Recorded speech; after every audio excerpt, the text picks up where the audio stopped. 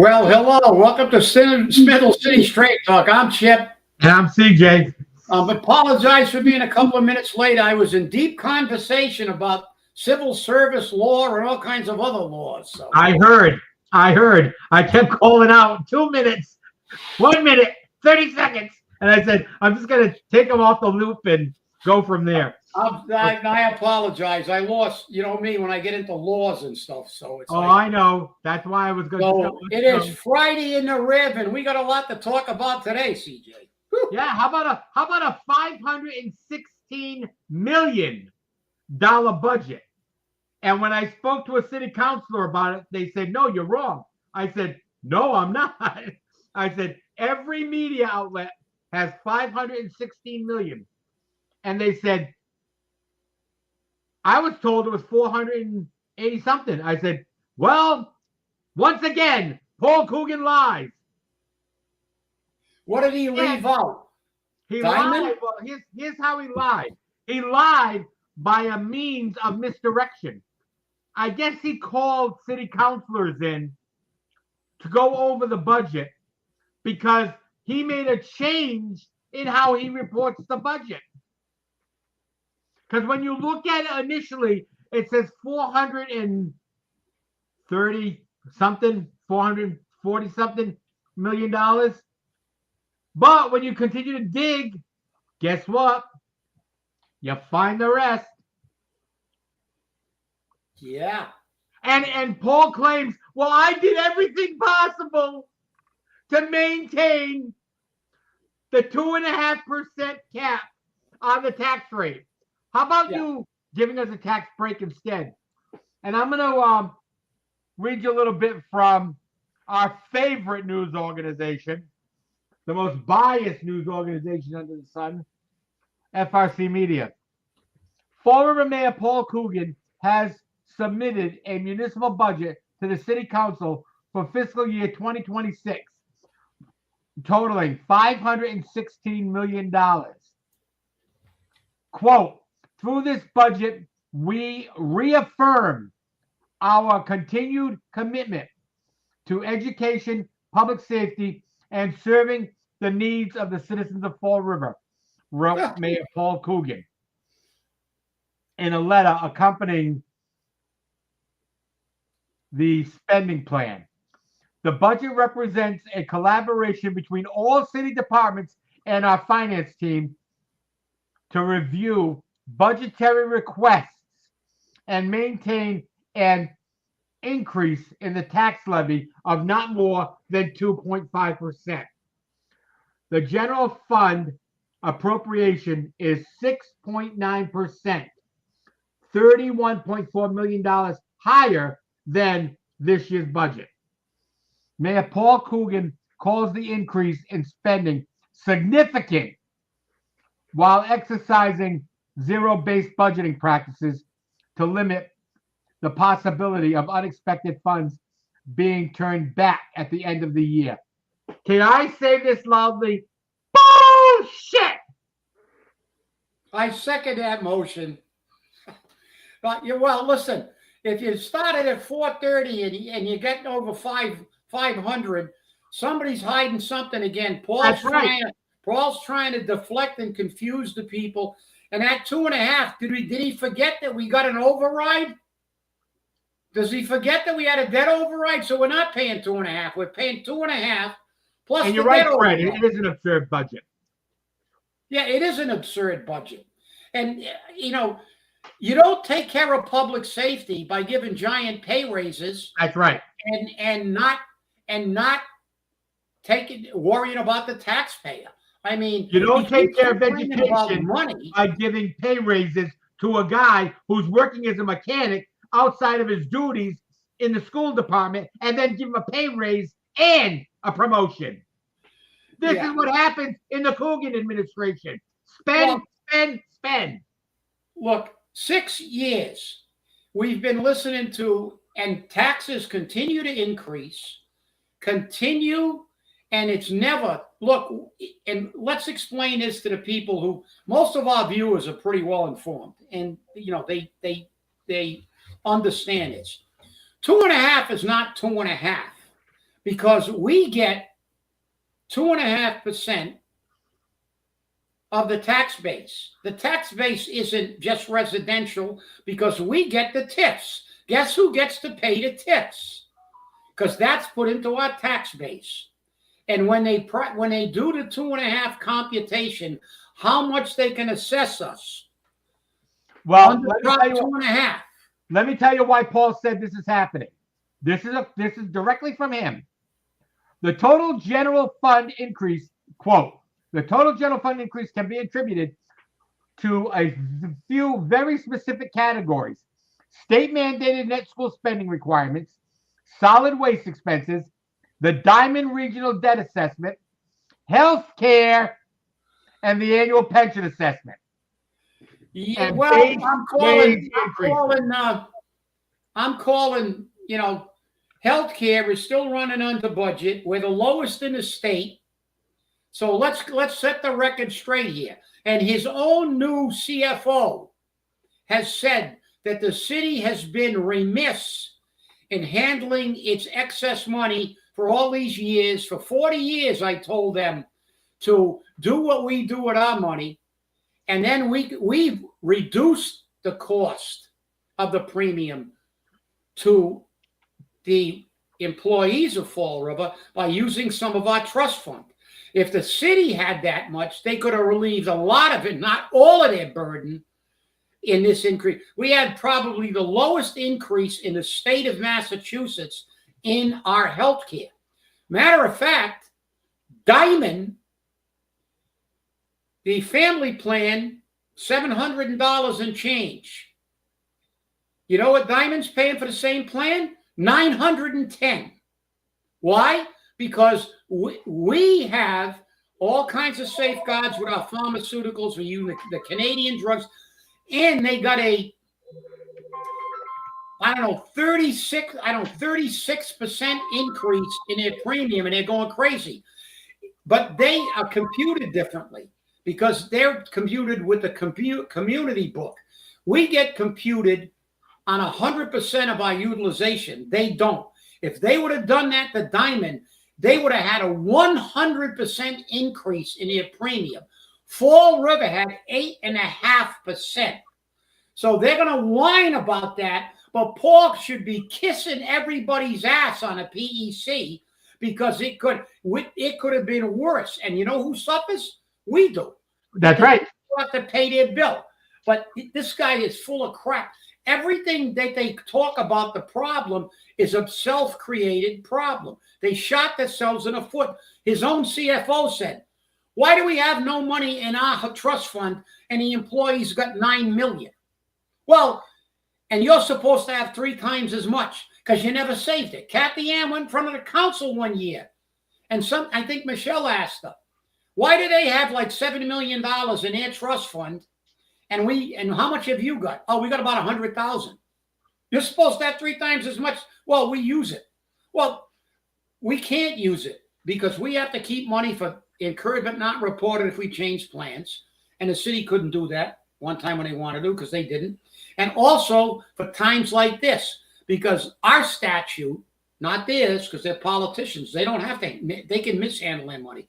But our statute says in the employee trust fund that we have to maintain enough money to pay bills. And also, if we have an excess and we have enough to pay those bills in our estimation, you can return it to the employees by reducing their premiums or giving them a rebate. That's what we do. That's what we did this year. We cut the employees' contribution from 8.5 to 5 because we had the money to do it. The city is mishandled money, and then they whine about, well, it's the damn healthcare. It's the damn retirement system. They're the people that didn't put $89 million into the system between 2002 and 12 and tanked it. Oh, we're the worst one in the state. Second, the bottom 2. Well, it's because of you. They do what government does best. Screw everything up, run up the bill, and then hit the taxpayers, just like they did with the MBTA. The MBTA was what? $400 billion in a hole?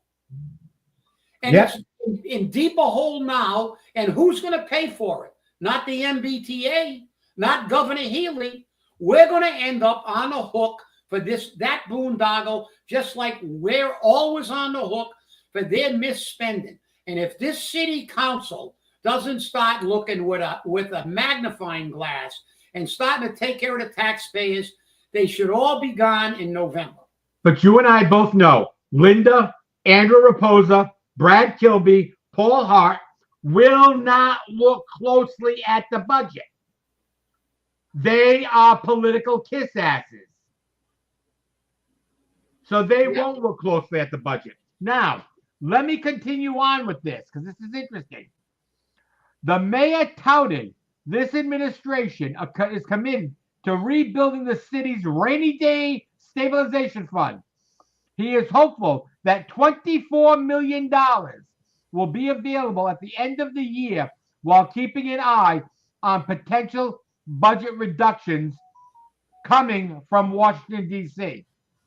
Given the level of uncertainty surrounding federal funding that would also impact state funding, local municipalities, the administration and finance team is committed to leaving the current general fund stabilization balance at this level, only utilizing the funds as a last resort option. Imagine that, $24 million. Yeah, it took him 6 years to do all this, right? 3 terms. Now all of a sudden he's had an epiphany. They got a new pope, and the skies opened up, and now God has talked not only to Moses, but he's talking to Paul now. He finally woke up. He saw the light. He was up on Mount Ararat, and he got hit by a lightning bolt. So it was here's the thing. I mean, look, this is such a crock of political manure. Again, manure. We got over $500 million budget. What do we got to show for it? You can't drive up a street. The streets are in a mess.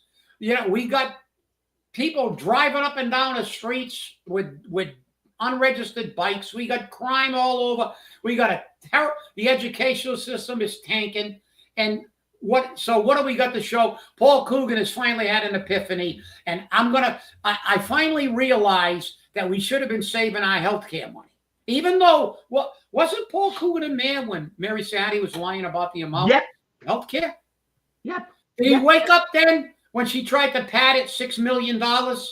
And then she got exposed on camera in front of the council. She reduced it down to $39 million. And what did he do about it? Nothing. What did they say? Nothing. So you wonder why we're in a financial condition we're in now. No accountability. They don't have a clue. They know, they just don't care because taxpayers are going to foot the bill. They're going to complain, but they're not going to go to the polls and kick us out. So you got to prove them wrong in November. That's the bottom line. This is the problem. Is that number one, Paul had to have meetings with city councilors to explain how the budget was laid out because it was confusing. Okay? I guess Paul thinks they're all stupid. But if I remember correctly, Paul said, correct me if I'm wrong, I'm not a numbers guy. I was just going to remind you of that. I'm glad you remembered too, because I remember him being questioned about numbers on We Suck at Radio, and his response was, "Well, I'm not really that good with numbers. I'm not a numbers guy." That's right. Now he's going to explain a complex budget to the city councilors, most of whom have a lot more budgetary acumen than he does. Exactly. And this is just one of the many things. This is an absurd budget. Yeah. Listen, there's no excuse. I sent every councilor, except maybe Paul Hart, because he's recent, the thing that I gave to Paul Coogan 6 years ago, nearly 6 years ago, on the Financial Transition Committee. It outlined all the problems we had with the city's lack of control of their own trust fund account in healthcare. And I gave them examples of the lawsuits and stuff that we filed and the audit that we did on healthcare. I also highlighted the fact of the problem with the retirement system, and I gave them the numbers that compared our contributions from 2002 to 2012 with New Bedford's, and we put in $89 million less, and we went from mid-range in the state down to the bottom. And I also talked about collective bargaining agreements and the absurdity of some of the things like unlimited this and unlimited that they were giving them. I defined that in a very long art thing, and then they never had another meeting of the finance team because they knew the budget was nothing more than smoke and mirrors, and it's a political document. I told all those bankers, in a bank, you have to have accurate numbers because the feds will close you down. Over here, they just throw out numbers and nobody questions them. That's the problem. And so they all know that. They all ignored it. I sent them that letter, and probably 2 of them read it, if anyone did. They went, oh, this is a little, I don't want to know it. They're playing a Schultz. I know nothing. Well, Paul told me that this was right. Well, Paul hasn't had anything right in 6 years. So everything's like, well, I didn't really mean it that way. That's not really what I said. You didn't understand me, because that's what's going to happen. And I'm not a big fan of individual meetings. You shouldn't have individual meetings, because then Paul can say, that's not what I said. Exactly. That's why when I was a union, when we were negotiating as a union, I did not go in and meet with the city on a contract without another member of the bargaining committee with me. Because I wasn't going to have the mayor or the city administrator say, well, he agreed to this at our meeting. And I'm like, wait a minute. No, that's not what I said. Then we got he said, she said. Councilors should not be meeting one-on-one with the mayor, period. They should go in 2 councilors at a time. And legally they can do that. They can't meet 3 or more, but they can do that. My big problem, I shouldn't say 3 or more, it has to be 4. My big problem is that we hear the same bullshit every year. And every year, the voters of Fall River keep electing a bullshit artist. Okay, and I'm not just talking about Paul Coogan. There are several on the city council, some who have served for 20, 30 years. And you keep reelecting them, and they do nothing. Now, something you've all forgotten to put together with this budget, and I'm going to say it because he turned around and said, net school spending. Well, this is the same mayor who wants to cut student transportation to schools. He wants to make your 5-year-old or 6-year-old walk 1.5 miles to school. He wants to make your 6th, 7th, and 8th grader walk 2 miles to school because some freaking moron several years ago decided to get rid of the neighborhood schools, to make these megalithic schools, which are failures. School systems across the country did those megalithic schools and found out they were failures.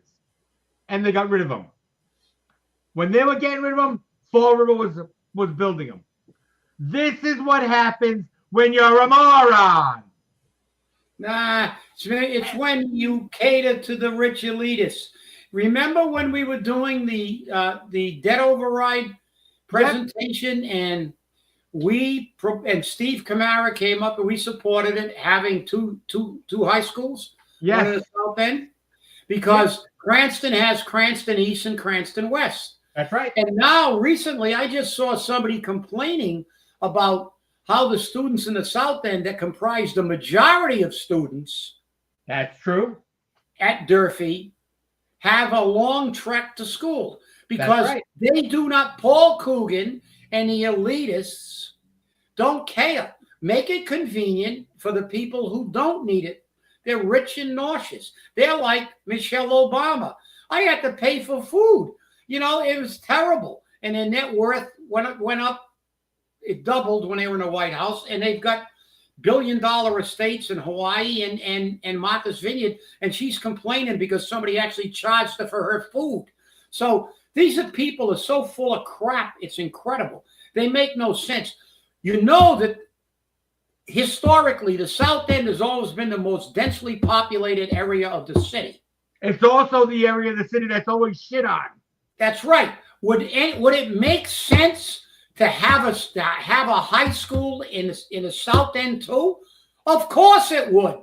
So that would be the last thing that Brad Kilby, who lives in the North End, that Paul Hart, who lives in the North End, that Paul Coogan, who lives in the pseudo North End. He actually lives in Somerset, but we'll say pseudo North End. They don't care. That's right. They don't care about the people. He doesn't care about 5-year-olds walking a mile and a half. And the chairman who talked about Jazel, look it, you're right. Jazel, I'll put that one up again quickly. Yeah. And we have nothing to show for it. You're right. And I can tell you something, because listen, you know me, I'm not going to bullshit. I didn't agree with everything Jazel did. No, but I can tell you one thing. When he ran as mayor, we had no problem with the healthcare, and we've had problems with the healthcare with Paul. He tried to dump us he tried to throw us under the bus, literally, and tried to get, and you take that meeting, tried to get us in the GIC. Which you mean God is crap? You mean God is crap? Yeah, that's right. Yeah, and he tried to stick us in the GIC. Then he tried to deny it, and I had the email. And look at now, the GIC is virtually bankrupt. The state has to hundreds of millions in there again to shore up the failing GIC. The state can't run anything, and you know this is the problem. Yeah. He never robbed you're right. He never robbed the people of Fall River. And I got to say, I had conversations with him about health care. We had some issues. You could always walk into his office and have a conversation. And most of the time, you got it fixed. He advocated, for the people of Fall River to a degree. Look, he screwed up. So did Buddy Cianci, but he came back and he turned the city of the Renaissance. But the reality is, Paul Coogan's done absolutely nothing for the people of Fall River. He doesn't care about. He worries about bus transportation, but then he reorganizes his department in the school department and replaces one supervisor with 4. And one of those supervisors is a guy that's been working a side job his whole career, and then he gives him a pay raise. This is the problem. This guy doesn't care. This is why we got to have more than 14,000 people show up at the polls. We can't have this kind of government. We can't have this kind of government. It's like, it's nuts. He doesn't, and they tell you, they show you they don't care. They show you they don't care. It's like, now he's worried about Diamond. He told us. CJ and I, unfortunately, went to every single neighborhood meeting saying, predicting, like Karnak the Magnificent, all right, Paul Coogan at every single meeting said, you will never pay for Durfee. By the time it gets here, 2023, it will be basically fully paid, and you're not going to be paying anything extra for Durfee. You remember that, CJ? Within 8 years. Right? Within 8 years. That's right.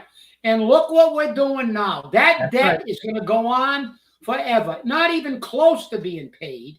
He lied again. Yep. And he swore up and down. We even had a debate at BCC, and he said it again. It's going to be paid. Don't stop worrying about it. You know, that's way down the road. It's going to be paid by then. Bullshit. I'm calling bullshit on this one, CJ. You started the show with a bullshit call. I'm making a second bullshit call here. Yeah. Yeah. No, you know, he doesn't care. He doesn't. Right, Andrew. He doesn't care about. He doesn't. Look, we got 2,563 retirees who work for the city of Florida, some for 30 or 40 years, and they're in the late 80s and early 90s, that are living on less than $12,000 a year. Right. How can those people live? Right. And here's the thing. Jazel never stole from the city. Like you said, he stole from the investors. Jazel's problem, he was greedy. Okay? Paul's problem, he's stupid. Conniving. Deceptive. Stop me when I'm wrong.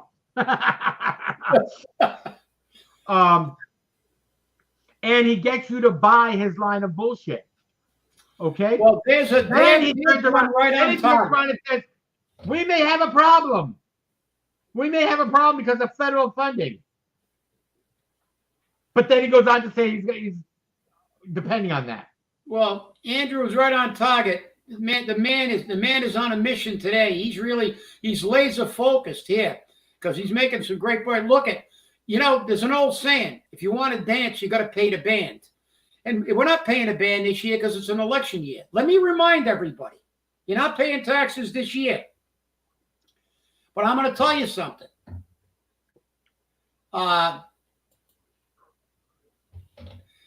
The band's going to get paid.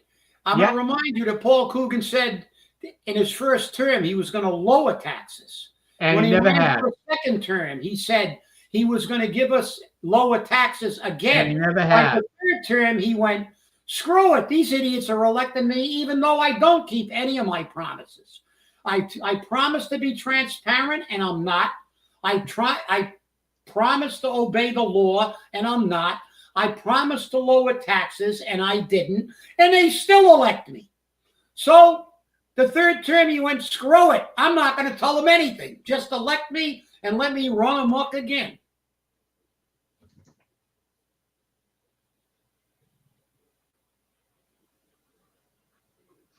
According to his letter, Colin, that's in the budget, and I'm sure you have the budget, he kept it at 2.5%.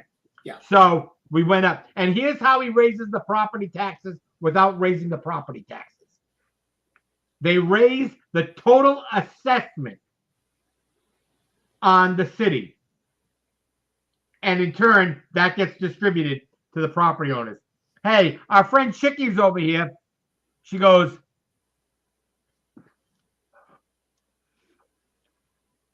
let me see here. The fool. I'll third that call. And greedy. Lower taxes for who? Tips? LOL. Hi, Chickie. Always good to see you. Yeah. Well, look, let me tell you something. Colin, the fact is that I'm going to have to pull the sheet. It's in, I got enough files here. I got a big file load in my house with all the paperwork that we've got accumulated. But I did a 5 or 6 year. You remember that one, CJ, when I went 5 or 6 years back and actually computed the actual increase when they said they increased it 2.5. It was always more than 2.5, up to over 17% one year. Your taxes increased. It is still 2.5, but as CJ said, people don't understand. It's 2.5 of the new base. And when they add all the TIFs that they hand out, they're not paying the taxes. We are. That goes into the tax base. Somebody's got to pay it. And when the rich people don't pay it, the poor people pay it. We're paying it. They have not had a 2.5% flat 2.5% increase. That actually was 2.5% more than you paid the previous year. As far back as I can remember now, because of all the and remember, was it 5, 6, 7 years ago? Yes. We had a show that had reports from 2 of the most prestigious universities in the country that did a 10-year study on TIFs and said they were worthless.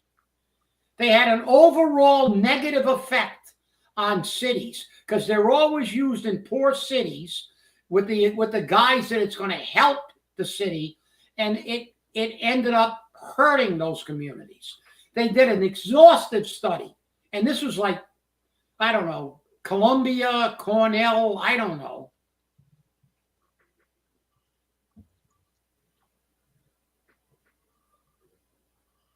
It is a 2.5% increase. There's no question about it. No question about it at all.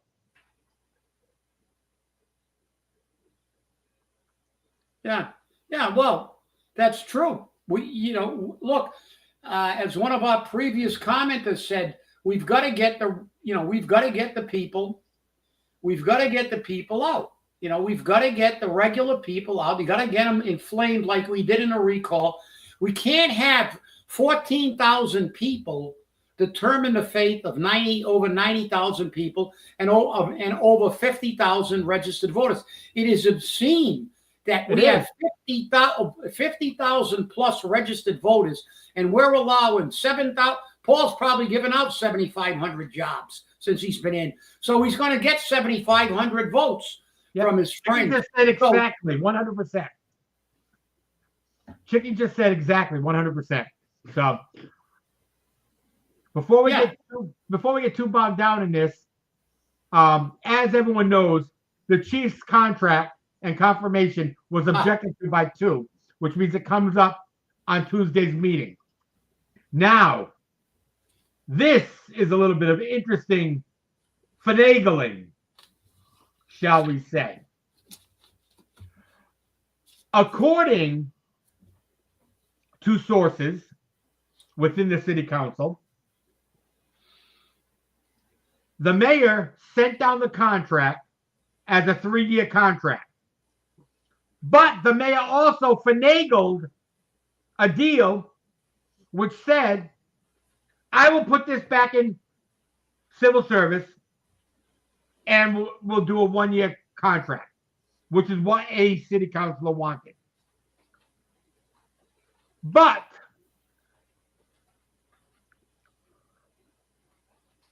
and Chicken just said, I will not vote for anyone who supports this contract.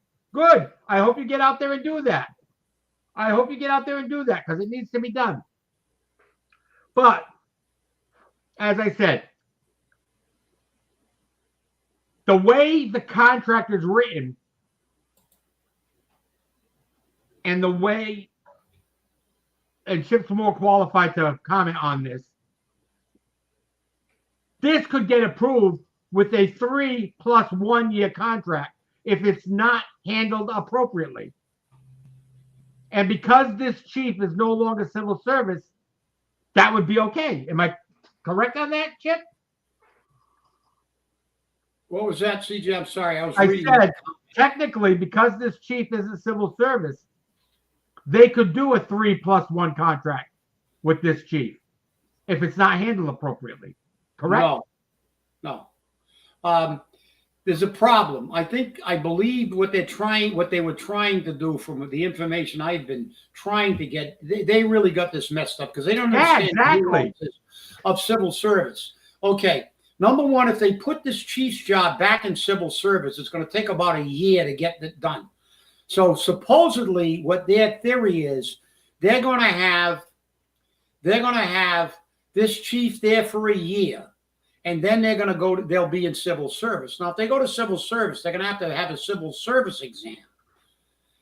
So now they're going to say they're going to have a civil service exam. And then if they have a civil service exam, they're going to be bound by civil service law, which means that you have to select from the top 3 candidates. So that's number one. Number two, that with a nuance they don't understand is that fire chiefs and police chiefs, like Bacon is a civil service chief. By statute, he's not eligible to be in the union. 150E says you can up to deputy chief, police and fire can remain in the union. They can remain unionized when you become the head of the department, but you can still remain in civil service. And because he's a civil servant, he has no term limit once he becomes civil service. Louis Shea was chief for a decade or more because the contracts are under the contract. Collective bargaining agreements by 150E are limited to 3 years. They shall not exceed section 7 of the section 7 of 150E clearly states that collective bargaining agreements shall not exceed 3 years. Can't be it. Can't go over 3 years. And then it also goes on to state that if the employer and the collective bargaining representative agree that those benefits will stay in full force and effect until replaced by a successor agreement. That's called an evergreen clause. That's so mayors can't force people off the job by saying, okay, your contract's up tomorrow. Now instead of getting $500 a week, you're going to get $100 a week because you don't have a contract anymore. And if you want your job, work for $100 a week until we negotiate a new one. So you keep your benefit level until it's renegotiated. So that's number one. So when he becomes a civil service chief, also to get rid of him, you can't get rid of him because he didn't give your buddy, he didn't pull your buddy's parking ticket. Because once the police chief becomes a civil service chief, he has no term limitation, and he also has, under Chapter 31, Sections 41 through 45, he has a disciplinary and termination procedure that's statutory, that is very long and exhaustive. So, the problem is you got a bunch of bozos that don't know anything about what the venue they're talking about. They don't understand. They don't know anything about civil service. And this is what happened. They took it out of civil service. They got an ordinance. They're talking about the charter, the ordinance. Well, Louis Shea didn't serve 3 years. He was there a lot longer than 3 years. And Tommy Moore didn't serve that long. How long was Frank McDonald a chief? A lot more than 3 years, right? They're not bound by that 3-year limit for collective bargaining agreements, which for everybody below the chief. But they still remain a civil servant, which gives them benefits about disciplinary actions, etc. It is not, they're going to sit there with their head trying to breathe while it's stuck up their derriere, and they don't know a damn thing, and they won't call anybody who does know. That's the problem. Well, Chicky has a comment for you. Playing chess with words to get what he wants for now. Yeah. I hope he loses in November. Hey.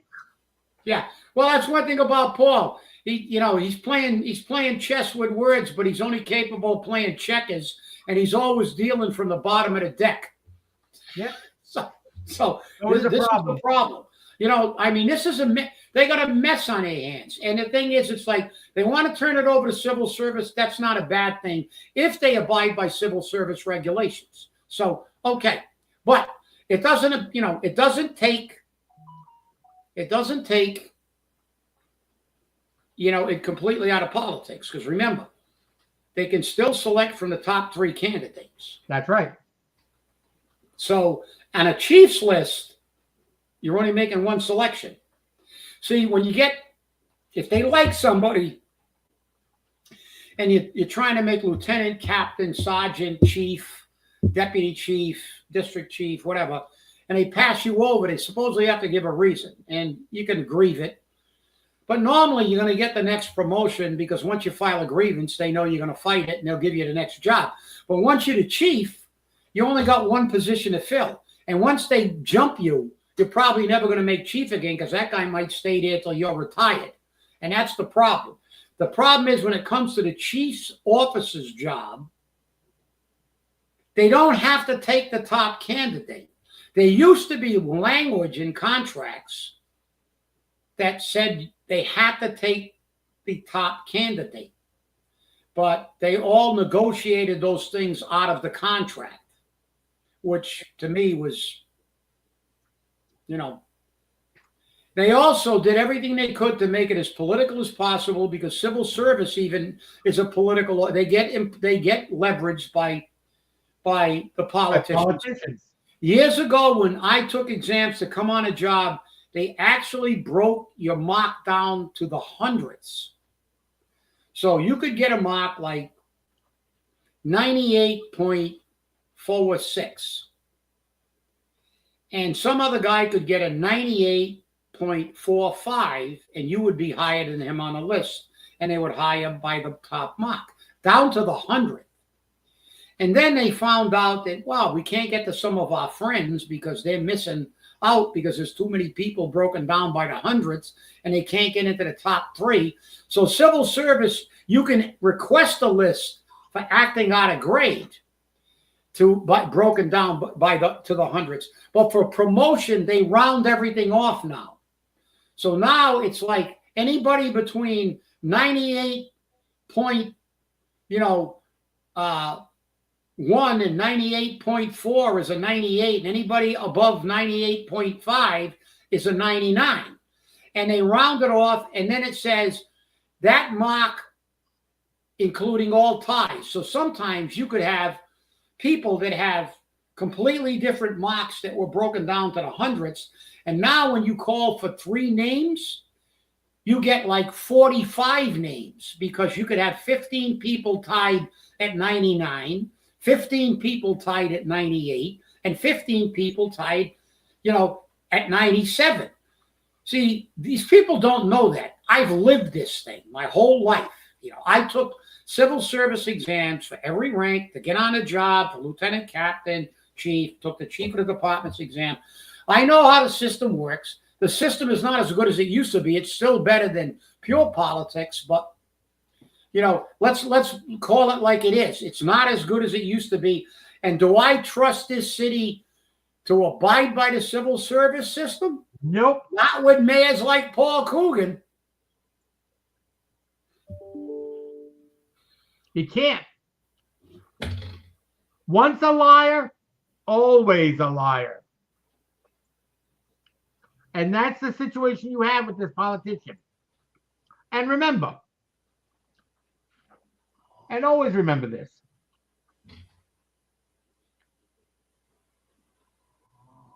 Paul has lied for everything he's done. Everything. And we can't have it. We just can't have it. And the problem is, and it will remain, that as long as we have Paul, we'll have a liar. And we can set our clocks by that liar. In other words, every time his lips are flapping, he's like a true politician, he's lying. So think about that. Yeah. And the irony is he was lying before he became mayor. He lied about the Durfee. That's right. And nobody paid attention. They just couldn't realize that, once you know the guy is going to lie about something as important as a debt as large as Durfee, then you elect the same guy who worked at that place as mayor and wonder why he kept lying. But then again, remember, CJ, he's not a numbers guy. No, he's not. Remember that. Except when he's talking to the city councilors. Yeah, and then he's a perfect numbers guy. He's the Alan Sylvia of the mayors. Yeah. Not the Alan Silva that's the state rep. The Alan Sylvia right. who was a Harvard MBA and was the first city administrator. And a guy who was really brilliant with numbers. I always give credit where credit is due. But Alan he is sharp as a tack with numbers. He ran Fort Lauderdale for years down there. He was the city manager or whatever down there, and he ran the city basically. Oh, that's another thing that they want that's in the wind, huh, CJ? The Type B charter. Oh, huh? Yeah. Now Paul discussed that in the city hall on the 6th floor. saying that he thinks a Type E charter is a wonderful thing. It's a wonderful thing. It's a wonderful thing. And he would support that. But a city councilor must submit it as a resolution for a home rule petition.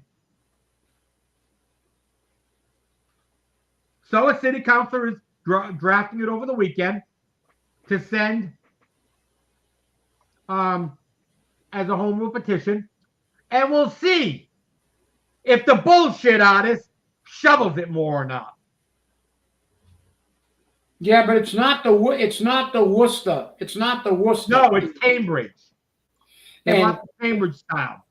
yeah, the problem with that one is I got to look at it a lot closer, because with that one, supposedly the city council retains the power, and I'm not sure if that means they can override a city manager. That really makes the city manager basically no more than a CFO. Right. Who answers to a mayor. And rather answering to a mayor, they answer to a council. Right.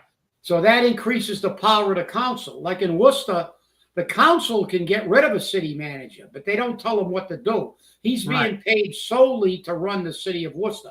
And I'll be perfectly truthful. I'm going to have to research Cambridge, because I am not that familiar with Cambridge's interpretation of the E-Charter, because the only one that we've ever dealt with, because for a zillion years, if you read 90% of the laws in Massachusetts, it says in any city or town except Worcester.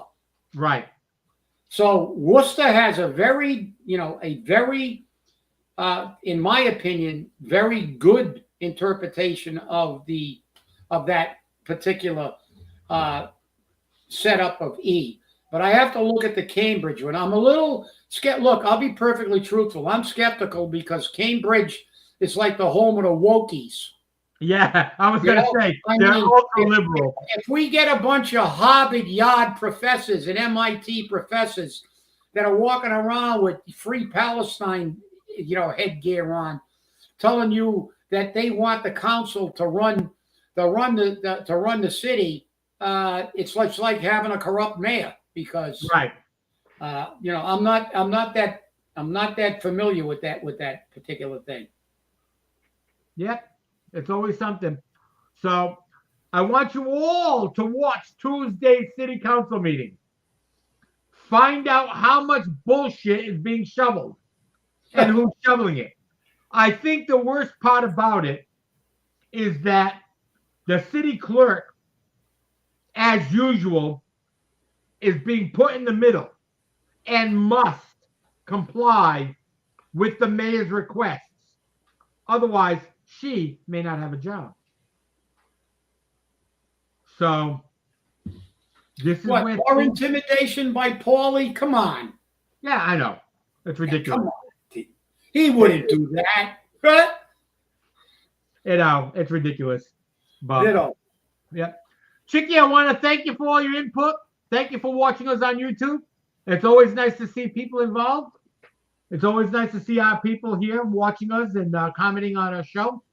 So just remember, we're here. And just know that things are going on this weekend, because it's Mother's Day weekend.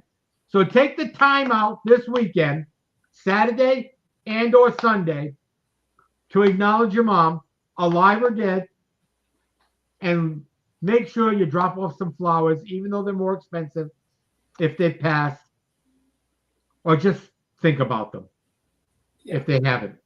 Give them a phone call. And bring your mom a lobster, CJ. What? Bring your mom a lobster. Yeah, there you go. A Maine lobster. Yeah. Which I had a conversation with a gentleman who was my driver last week, who's from Maine. Really? And he's going back for 2 weeks. And he said the first thing he's doing when he gets to Maine, he's getting a Maine lobster. Oh. Not a lobster roll, a Maine lobster. And I can't blame him. I want to thank you all for watching, and remember, stay safe, stay angry, and hold your politicians accountable. We'll see you on Monday. Have a great weekend and happy Mother's Day.